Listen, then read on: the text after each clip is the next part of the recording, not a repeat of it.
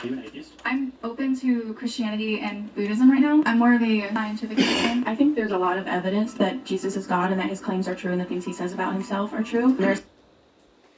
Jesus never said he was God. Jesus said, I take orders. So, you're about to do some really good math, and it seems like you can't read the book and understand. Jesus said, I have a father, and he sent me on the mission to die. The Lord can't die. And when you get sent on a mission, that means you're not the top dog. 73 books that were written over the course of 1,500 years, 3 different continents by over... Cool. Ooh, this girl is going off. Are you an atheist? I'm open to Christianity and Buddhism right now. I'm more of a scientific person. I think there's a lot of evidence that Jesus is God and that his claims are true and the things he says about himself are true. There are 73 books that were written over the course of 1,500 years, 3 different continents by over 40 authors. Some of them lived in different generations and didn't have any contact with each other whatsoever. Yet they came together to form this one congruent story. Jesus has fulfilled over 300 Old Testament messianic prophecies, and the probability, since you said you're into science, somebody fulfilling even 8 messianic prophecies is 1 in 10 to the 17th power, which is 1 with 17 zeros behind it. If you were able to fill up coins on the ground, you would fill up the state of Texas 2 feet deep. That's the probability of somebody fulfilling 8 messianic prophecies, but Jesus fulfilled over 300. Somebody fulfilling 48 prophecies is a 1 in 10 to the 157th power. So if you lined up electrons, it would take you 19 million years to count all of those electrons. It's humanly impossible, statistically impossible, for anybody to fulfill those prophecies, yet Jesus did. I do have to bring it back to dating. For all the people that want to use science and not realize the Lord, he uses that too. He tells us to study things too, not just the Bible. So the mathematical probability of the Lord not being alive is a very high number, which is impossible. And then all these biblical things that, keep getting revealed, it's, kind of impossible for, you get it? And then it's real funny she could do all that math and she can't figure out that the Lord said in the very first book, call my son Emmanuel. And then since now you're using science to prove that Jesus is real, you're going to use science to prove that when it says he has bronze fucking skin burned in the furnace, you're going to prove that it's not a white man. When you go to Revelations and it says he has woolly like hair like a sheep, you're going to prove that white people don't have woolly like hair. Are you going to use your science to prove that you're not in the Bible? Are you going to do that? I bet you won't do that. Cool. Can you ask this question again? Why do baby dads pick and choose what kids they want to raise? Women are fucking delusional. Wow. You do know when you break up with that nigga, so does the kid. Like, y'all understand that, right? He doesn't owe you nothing. That man don't owe you shit. He don't owe the kid nothing. He don't owe you. He's in a relationship with both of y'all. If you and that man break up, that man and that kid break up. Because if he goes and finds another family, his loyalty is to them. To the family he has, not the broken family he helped create, to the family he's trying to maintain. So I get it. I do get it. I understand. I swear to God I do. People get upset because it's like, if you have kids over there and kids over here, why are you treating these kids over here better than the kids over there? So are you overall a bad dad? Yes. Nah. Yes, a bad dad. fucking no. It's Because about first of all, perspective. well, Hey, well, Quay, well, it's first about of all, perspective. first of all, He's not lying. I'm going to give 2 answers. He just gave the male version of the answer without the Lord, Men without the Lord, this is how they're going to look at life. They don't give a fuck about none of that other shit, all that societal rules and blah, blah, blah. You know why? Because they can. They want to walk away. It's usually because the woman's a fucking asshole. And you break your relationship up thinking he ain't gonna get nobody else. Then he goes and gets somebody else. They get pregnant and then they have a family. And then, he takes care of his family. And you go, you're picking and choosing. No, he picked you. And you didn't choose him. So he chose someone else. That answers that on that. Now I'm going to answer biblically. You went against God and you agreed with the man that women should get the babies. So now that you get the baby, you thought that's gonna make men stay with you. No. It makes them leave and now you're fucked. Does that answer your question? If you change the law back to the way it was, the laws of God, the men get the baby, men can't pick and choose what babies to raise. You gotta leave. You go bye-bye. And I find another woman and she's gonna help me raise my children. And you're gonna stay on the streets because you never learned how to be a woman and you don't want to work. So no child support, no welfare, none of that shit no more. That's why it's like this, because you use the system to do shit, and now men are like, all right, well, I just don't give a fuck no more. I just don't give a fuck. You want to change the laws of God? Now I don't want to follow the laws of God, and I don't want to take care of children that I'm not with. I'm going to go with these man laws. I'm going to go with guy code. And guy code says, once she becomes an asshole, once she becomes a liability, cut her and the kids off. And give them their funky ass $200 for child support. You did this to yourselves. I've even been in. I've seen situations where men have gotten so. I don't think that women know the emotional damage that they do to a man when it comes to taking their child away from them. Whoa, this girl is going off. I've even been in. I've seen situations where men have gotten so. I don't think that women know the emotional damage that they do to a man when it comes to taking their child away from them. To the point that a man will be okay with walking away to protect his peace, his livelihood, and his mental health. Do you realize some of you go so bad that you think this man won't beat your fucking brain in? This is what you think because he's never did it. You know he ain't never did it. So you're like, I'm going to play, oh yeah, I'm going to break him. I'm going to break his will and, you know, he going to be a real man and not hit me. No, some of us will just snap. And we know it. We know the game you're playing. We don't like it anymore. And some men say, you know what? If she keeps playing this, I'm going to end up hitting her one day. And I'm going to unload on her. I'm going to completely unfucking load on this woman. She's playing too many games. She's playing my job, my life, my fucking child. I'm going to hurt her. So instead of, you know, taking you off the earth in front of my child, we say, it's better if I leave.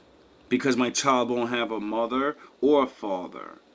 So in order for my child to at least be alive and have some type of enjoyment with life, instead of growing up saying my dad killed my mom. That's why we leave. And say, fuck it, I just won't see my child because of the baby mothers and the shit that they go through. Because like I said, a lot of these women get so upset with these men when shit A don't go in their favor, go their way, and when they're still emotionally invested in the man. But sweetie, I could have sworn you gave him back to the streets. You did not like him. Yep. So now, if you don't like him, you don't give a fuck about him. Allow him to live his life. Allow him.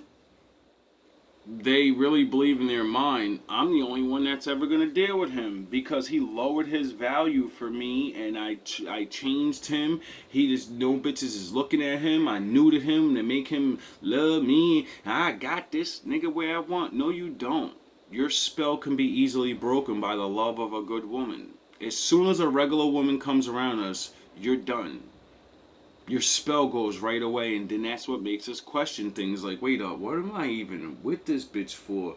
This girl's like nice to me and she acts regular, like I'm gonna be single because either she lying like she did before or this shit is real and I don't need to be getting treated like this. To continue to co-parent, allow him to show for the child, because now again you put the child in for defense because you know your word's not gonna sting. When you curse him out, it just rolls off your shoulder. That's what really pisses you off. Once y'all can't say, sir, oh, you dusty, you broke, you a deadbeat. Once we stop giving a fuck, because, you know, we don't give a shit. Everything you say about me, you have to realize, you let me put my cock in your raw and then make you reproduce me. So everything you say about me, you're saying about our kid. Continue. So, but as soon as you start saying something about keeping that child away, a man to go to war for that. Good man, a good father, he ain't playing that shit. And that's why they do it. Yous are so pathetic. that use once you, because you know, once you have a baby, you're inside all day, all that attention the first couple of months, no more dick for you. Most men don't want to deal with you like that, and the ones that do, you know you don't want to deal with them anyway. You start realizing now that you're a mom, you're not gonna have a lot of attention. No one's really ever gonna focus on you. When people come around, their focus is gonna go towards the baby. You're not the one no more. So you need someone to still treat you. This is why you do the torture to the man. This is why the baby goes with the father. Because a woman can't be the woman you want to be and have a baby at the same time. All your attention goes to the baby. All the attention that comes around goes to the baby. Only reason anyone ever gives you anything is because of the baby. And little by little, you start realizing you are no one and the baby is someone. And this is why you end up abusing your children. And not even know. You just end up beefing and having this disdain for them. And you don't even know why. It started when it was young. All the attention. All the shit it gets for free. You remember when you used to get free shit? And then it started looking like the father. Oh, God. Start sounding like him, having that snappy ass attitude or the rolling of the eyes like the father. Oh, yous are done. He is going to go to bed. He like I've even been in. I've seen such. The last 5 minutes of the day before you go to sleep at night are the most important 5 minutes of your day. You are now going to go into your subconscious mind for the next 8 hours, and you're going to marinate there in those 8 hours. And you are going to now, as you enter into your subconscious mind, you can do one of two things. You can review all of the things that you didn't like, that didn't work, that disappointed you, or use those last 5 minutes to program into, I am well, I am healthy, I am content, I am peaceful. And so now you wake up and your subconscious mind, the universal subconscious mind, begins to offer you up experiences that match up to everything that you've placed in there. How many times do you send your kid to bed, you little shit? You're the worst thing that ever happened to me. You ruined my life, you fucking idiot. You and y'all beat the shit out of your kids' brains, sending them into fucking their subconscious with that shit. Then they get up, like he said, it explodes their brain, creating a new reality for them. Then they go to school and the neighborhood bully picks on them. The girls make fun of him. And mentally he's neutered. The last 5 minutes of the day before you go to sleep at night are the most important 5 minutes of your day. You are now going to go into your subconscious mind for Stop abusing your children.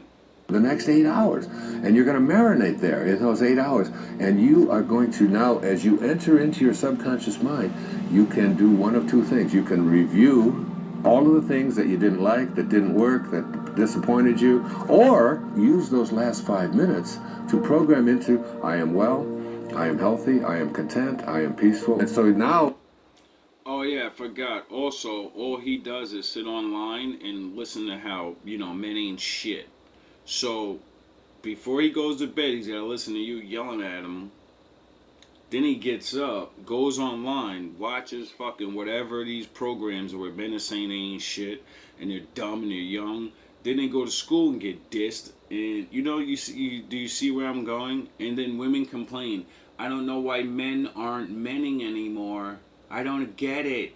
Because you destroyed the man within them before he even had a chance to become a man. He was destroyed. His entire youth. Most women who are not hood rats, their children ain't getting put out at 14 years old. They're not ending out on their own at 16 years old. Most mothers are going to go to extreme measures to keep their children from being in the streets. He is right. Jimmy Butler, Simone Biles, Kirk Franklin, Tommy Davidson, Shalone Watkins, Monique's oldest son, all abandoned by their moms, and these are just a few. Many more who aren't celebrities have this experience. Most black parents think just giving you food, shelter, and clothing and raising you is good enough. It says train. So what have we trained our children in?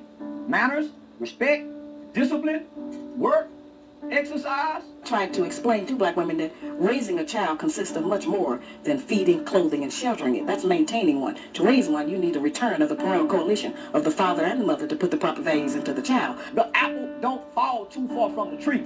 The root and the fruit is one and the same. Exactly. A toxic mother is worse than an absent father, but y'all not ready for that conversation. Most women who are not. Does that make any sense to you? Does that make any sense at all? Rather, you know from now. If you, as a male, tell me you want me to change, I'm going to tell you straight up, I'm not changing. I feel like you already started off the floor because you're already thinking of it. You're going to get free advice. Rather, you know from now. If you, as a male, tell me you want me to change, I'm going to tell you straight up, I'm not changing. You're going to get free advice. Rather, you know from now. If you, as a male, tell me you want me to change, I'm going to tell you straight up, I'm not changing. I feel like you already started off the floor because you're already thinking of it in that negative aspect. So you're already coming in here like, well, I don't got to change. You got. So you're the Lord. The only man or the only living being, because you're a woman, the only living being that's never going to change is my father. Who the fuck do you think you are? Oh yeah, you're perfect. I get it, God.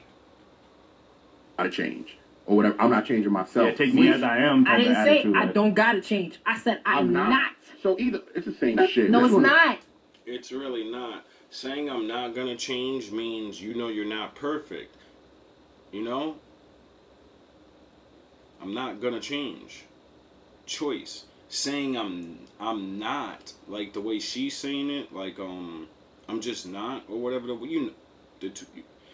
that's the way the Lord says it. The Lord says that because he doesn't have to change. In her mind, she doesn't have to change. She will find a man that will accept her bullshit. Because I could know I have to change, right? Mm-hmm. But I'm telling you, I am not doing it for a reason. So basically, you know you should, but you won't. Yeah. What's the difference Lord in help us. outcomes from knowing that you should and not doing it? Because The outcome is the same. You're not doing it. Put your the pride outcome is the aside. same, yes. A relationship. Rather, you know from now. You're a little girl. Soon my father will deliver you a bundle of joy. That man will leave you, and then you'll wish you changed. Then you'll wish you changed. My father's gonna have his way with you. Hopefully he's gentle. Because the disrespect of a woman saying, I don't like when a man asks me to change. There's nothing wrong with that. You don't have to, you know. But if that's the man you want to be with, why the fuck would he pick you? You don't look that good. You're like a fucking 5. You got decent weight or whatever, but you're not a beauty queen. You're not. You're really not. You're you know what? I'm tired of fucking playing with you chicks. Who the fuck do you think you are? Who does she think she is? She looks better than her. Are you fucking kidding me? These are the ones that won't change. And then we got ones like this that's like, man, I can't wait until I find a decent one. Well, I'm not sure if that's the way she really feels, but, you know. I play a bunch of her clips and she's never running her fucking mouth. She always just has on her thing, what's your thoughts? Comment on this. So I do. You know? Moses' sister was so racist that God cursed her to teach her a valuable lesson. Oh, black people can be racist. Miriam, Moses' sweet sister that once guided him to safety as he floated in a basket on the Nile River, began to challenge his authority after he married a black woman. Miriam and Aaron spoke against Moses because of his Cushite wife, and questioned why Moses had a unique position as God's spokesperson, claiming that God has also spoken through them. But God heard them and called all three to the tent of meeting. He descended in a cloud and spoke directly to Aaron and Miriam. God defended Moses, saying, "With him I speak face to face, clearly and not in riddles. He sees the form of the Lord. Why then were you not afraid to speak against my servant Moses?" As the cloud lifted, Miriam was struck with leprosy. Oh. She was changed into a white person. Her skin white as snow. Aaron begged Moses to intercede for her. Moses prayed to God, "Please, God, heal her." God answered, instructing her to be confined outside the camp for 7 days. Miriam was then healed and brought back to camp. Subscribe if you love God. Next time a white person tells you the curse of Ham is to have black skin, I want you to bring that up to them. You know? We all could play semantics, but, you know, the word of the Lord wins at the end of the day. Oh, man, I love the shit people don't know. Right? Because they all had to be, like, dark skin, right? You know, like when Moses put his hand in his garment and then the Lord changed his hand light and then he put it back in and it went back to normal, meaning that must mean he doesn't have light leopard skin. He must be a dark complexion. So if you want to prove Moses is a black man, you know, go to that thing on the mountain when, you know, he talks to the Lord and read that. And then you tell me he's not black. Just like the description of Solomon's and all of these other men that keep saying, you know, the Lord made us from the dust of the ground. You people are fucking retarded. You are the master of your reality, if you can understand that. You live in a fantasy, if you can understand that. Bob Marley said something interesting. Emancipate yourself from mental slavery. None but ourselves can free our mind. Have no fear for atomic energy, because none of them can stop the time. Stop it. The entire strength of this colonial system, none of them is above nature. When we look at these groups, we are looking at what they are advertising themselves to us as. Who controls nature?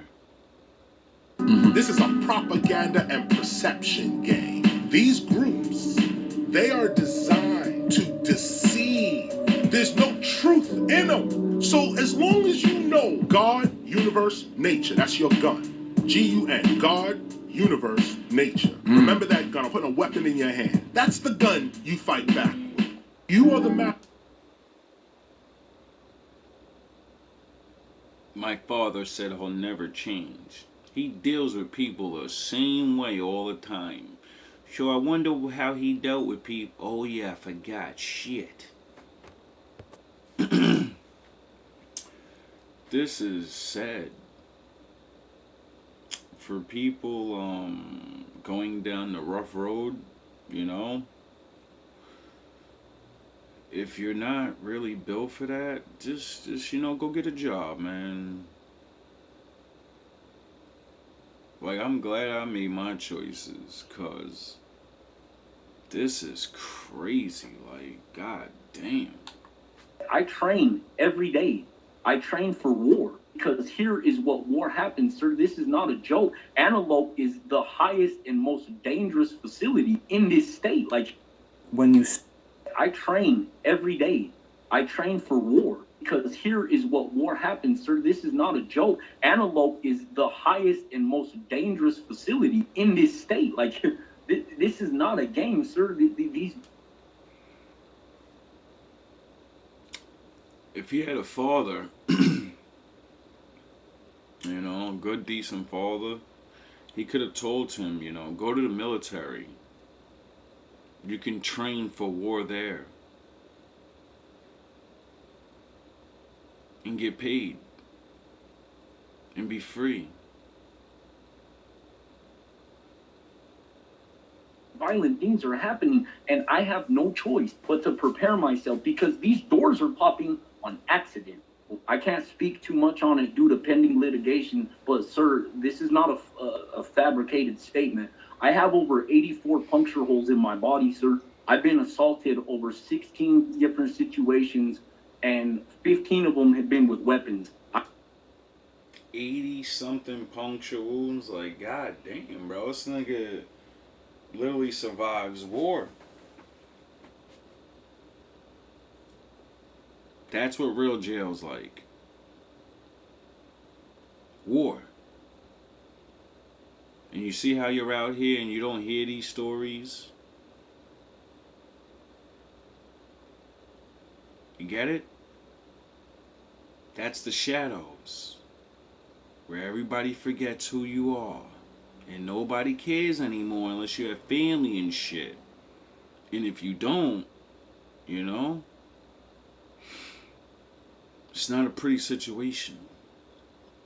And so many little kids don't get told these things. They think they're gonna go in there, it's gonna be like juvie and fucking the streets, and nah, it's a whole different level. It's the mini version of hell. You have all the worst people. Get it? They have spirits. So you have all the worst spirits. Some good, some bad, some reformed, some... It doesn't matter. But shit is going down so real that, you know, I'm sure if more younger men knew of these things.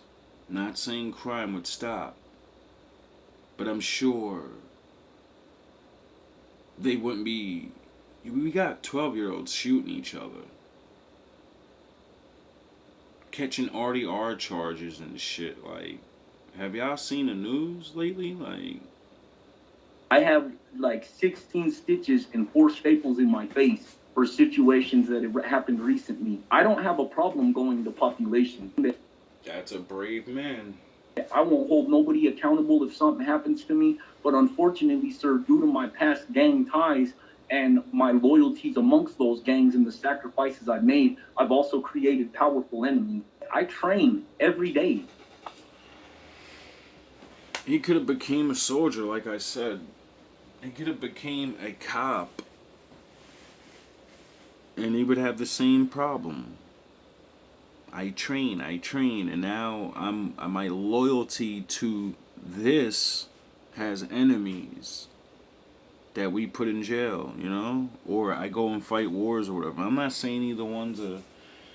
But the point I'm trying to make is... there are different classes of men. And a lot of our warriors are going to jail because they don't realize they're warriors. They don't know what to do with the rage in them. They don't understand why, since they was a young kid, they want to brutalize something. They love combat. They don't get why. Some people are just like that. They're physical in that nature. And when you don't have a father to be like, alright, this little nigga's not just angry, and he's not just he's gonna grow up to be a fighter or something. I gotta get him into boxing, I gotta get him into karate, or I gotta get this kid ready for military school or something, because if he gets left on the street in this society of men can't, you know, kind of be men anymore, you ain't no more, let's go shoot the fair one in the park and fucking go smoke a blunt after. No, now it's, if you fight, people call the cops and you go to jail for fucking multiple charges and all this other shit, you know? Building up records. Back in the day, boys used to be able to fight each other and, you know, they didn't stomp each other on the floor. They didn't UFC fight each other to death. So we were allowed to get our aggression out. We were allowed to go one-on-one, you know? While the adults looked the other way. Shit, most of the times the adults was gathering around like, ah, yeah, get it on. Well, I'm tired of y'all arguing. Y'all motherfuckers got to get it down. I'm tired of you popping shit on him. He gonna teach you a lesson, leave him alone. You get it? A lot of those things don't happen now. So we got young males that need to get this aggression out. They have no way, you know? It's not like karate class is cheap. Boxing and all these shits is not cheap. Males are not in the house. If males are in the house, they're too busy working. They don't have a routine of working out and training, so they're not going to be able to really have time because they're not raised up on that, or maybe they just, but these things are scientifically proven,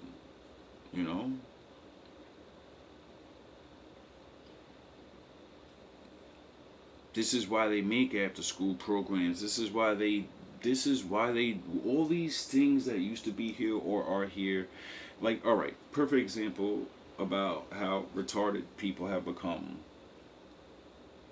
Everybody looks at the rich people and wants to be them. Everybody wants to be fucking rich. Everybody did. No one wants to look at how they raise their kids and then say, all right, I'm going to adopt that. I'm gonna raise my kid like them.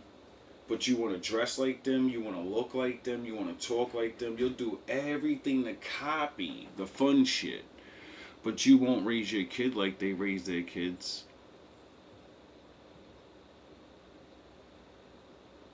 Get it? Oh, I understand you can't go send them to private school and all of that. It's not money. We're talking about things that they do. Regular things. The schedule of having your kid getting 8 hours of sleep, your bedtime stories, allowing them to have an imagination and actually partake in some of it. These little things that develop the child's mind. You don't even look at none of that shit. You don't even pay attention to none of that. But you know what car they driving. You know what shoes they got on. You know what I mean? But you don't learn these techniques that the rich people, put on YouTube and all these other successful people be like, yeah, I raised my kid like this. I found my man like this. I did. We will like, it's crazy how everybody wants to be rich, but don't realize, like, you still gotta be a parent.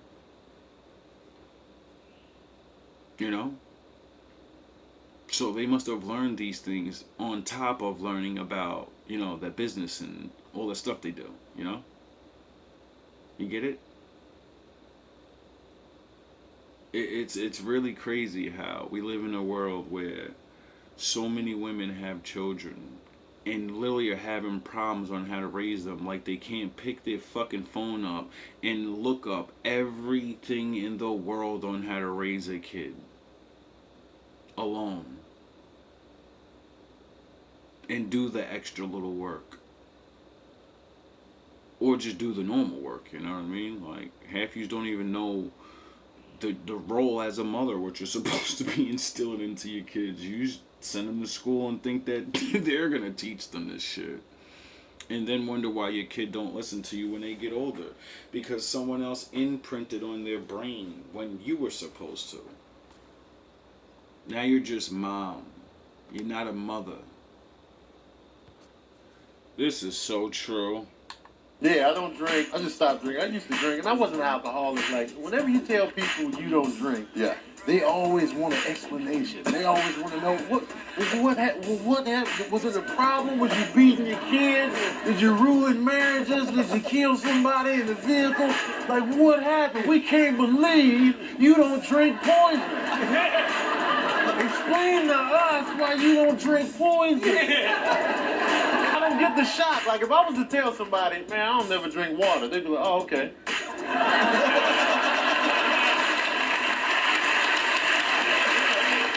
How backwards is the world?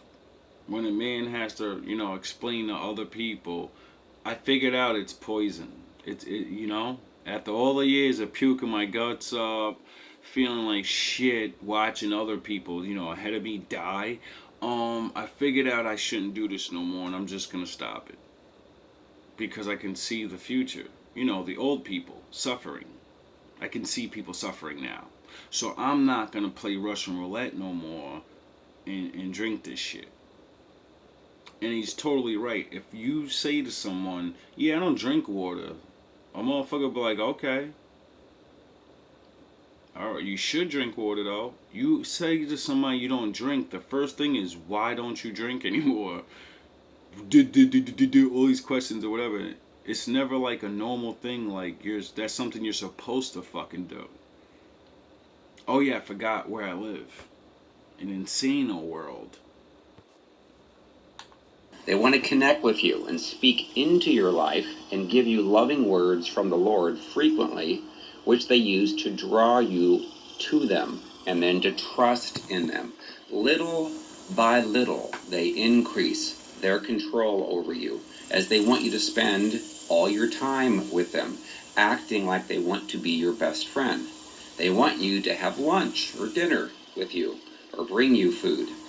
They want to put their hands on you in prayer as much as possible so that they can actually transfer demonic spirits to you by their touch. If they pray in tongues, it is usually a demonic prayer language that feels very weird and does not feel holy. Their laugh often sounds like a cackle. They love to give you things like jewelry, paintings, books, clothing, food, because if you receive these things from them, you actually create a spiritual contract with them. They want to connect with you and be safe. If the philosophers like Plato were the ones at the top of the society, calling all the shots, was the idea that there would be a round table of geniuses that would keep each other in check? It's a round table, but then interestingly, they're also not allowed to have bank accounts. Sort of like Jedi. The philosophers aren't. Yep. The people who run society are not allowed to even own any private property. Sort of like Jedi.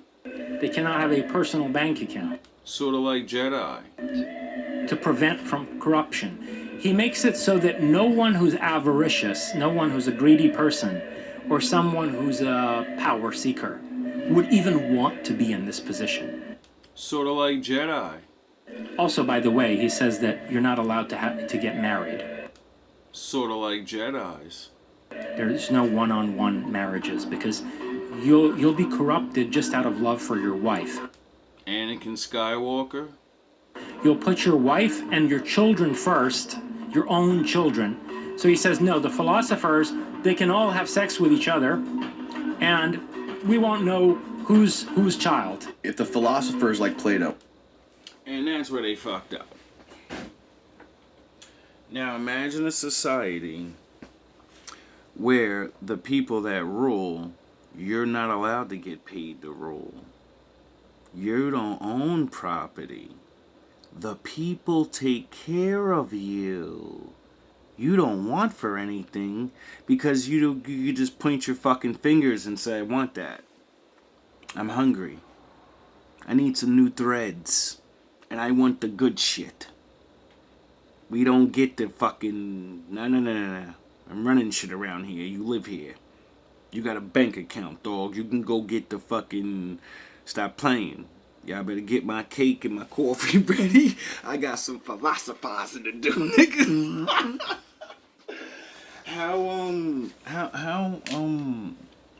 How good would that be, though?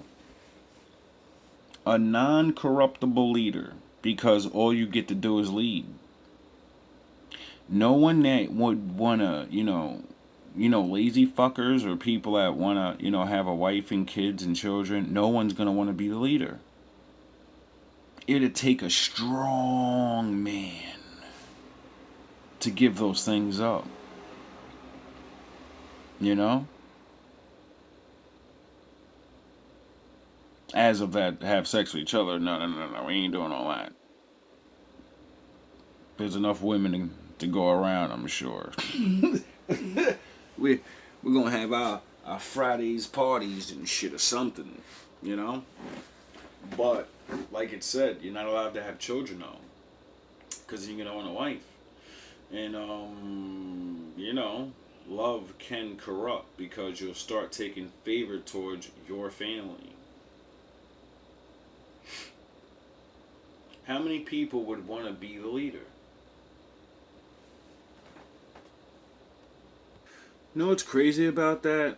That's sort of like the Levites. In the Bible, the priests of the Lord are not allowed to own anything. everyone they preach to takes care of them. You know, his 12 tribes, he gets to go on their land and, you know, like, they got, like, make reservations, hotels, set up shop. But he doesn't own land because he has to, you know, he has to go on the move. He has to go preach, go teach, you know?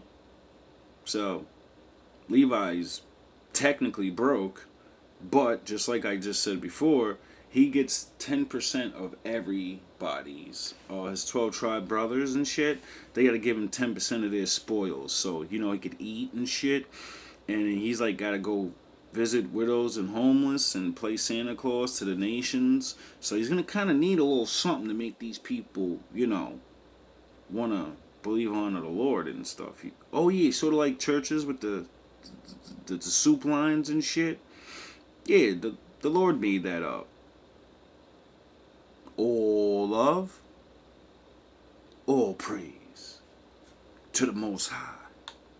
Adam and Eve is an encoded story. Adam is masculine, which is action. Eve is feminine, which is emotion. Sin is an old word for moon, which is emotion. The tree of knowledge of good and evil is the central nervous system. The serpent tempting Eve is the sexual emotion, because emotions are feminine. The forbidden fruit is the sexual fluids. When you release your sexual fluids, you degenerate your body, and the ancients believed this is when you started to die, when you release. The serpent tempts you to release the forbidden fruit, which is your sexual fluids, because the emotion is Eve and the action is Adam. Ancients believed you have immortal genes and you activate them by raising the sacred fluids to your brain. Once you eat the forbidden fruit and you leave the Garden of Eden, which is even between life and death, you are now mortal and you know the good and the evil, and you will live and you will die.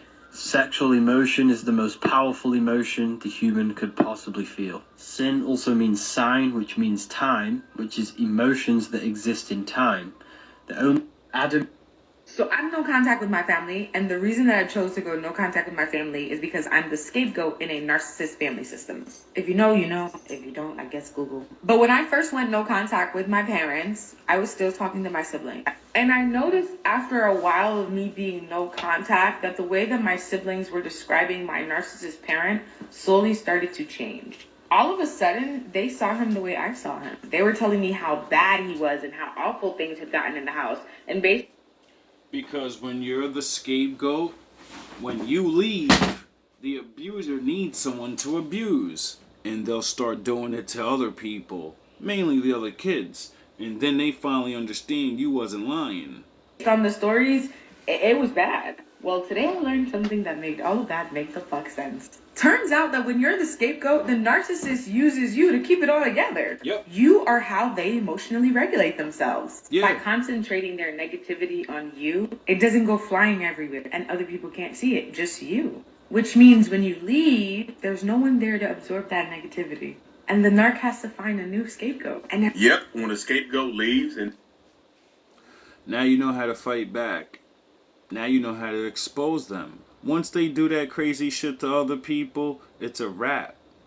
Cause, you know, people start talking. Then they be like, oh yeah, didn't the other one used to say that about them? Oh, love. Oh, praise. You bad parents are gonna get it.